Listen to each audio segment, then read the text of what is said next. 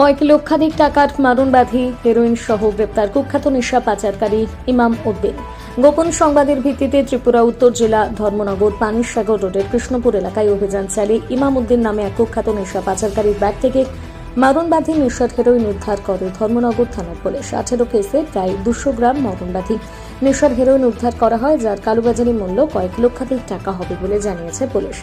ধৃত কুখ্যাত নেশা পাচারকারী ইমাম উদ্দিনের বাড়ি উত্তর জেলা পানিসাগর মহকুমার রৌয়া গ্রামের 6 নম্বর ওয়ার্ডে। ধর্মনগর থানার পুলিশ ধৃত কুখ্যাত নেশা পাচারকারী ইমাম উদ্দিনের বিরুদ্ধে এনডিপিএস আইনে মামলা নিয়ে তদন্ত শুরু করেছে। ধর্মনগর থানার পুলিশ অফিসার ইনচার্জ স্মৃতিকান্ত বর্ধন জানান, নেশা পাচারকারী ইমাম উদ্দিনকে জিজ্ঞাসাবাদ করে এই মারণবাদী নেশার সাম্রাজ্যের সাথে আর কারা জড়িত রয়েছে তা খতিয়ে দেখবে।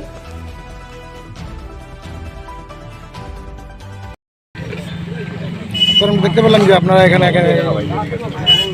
ট্রাকসহ একজনকে আটক করেছেন, সে বিষয়ে জানতে চাইব ঘটনাটা কি হয়েছিল স্যার। আজকে একটা গোপন খবরের ভিত্তিতে আমরা এই কৃষ্ণপুর এলাকাতে আমরা পুলিশ একজনকে ড্রাগস ব্যবসায়ী একজন তাকে আমরা ধরতে সক্ষম হয়েছি এবং তার কাছে একটা ব্যাগ পাওয়া গেছে। ব্যাগটা থেকে সে যে ব্যাগটার মধ্যে প্রায় 18টা কেস, যেটা brown sugar, suspected brown sugar বা হিরোইন, এটা আমরা রিকভারি করতে পারছি এবং এখানে যার সাথে মালটা আসলো সে তাদেরকেও আমরা ধরতে পারছি এবং টোটাল যেটা 18টা কেসে প্রায় 200 গ্রামের মতো সাসপেক্টেড ব্রাউন সুগার পাওয়া গেছে। এটা আমরা এখন আইনগতভাবে লফুল অ্যাকশন আমরা নিতেছি।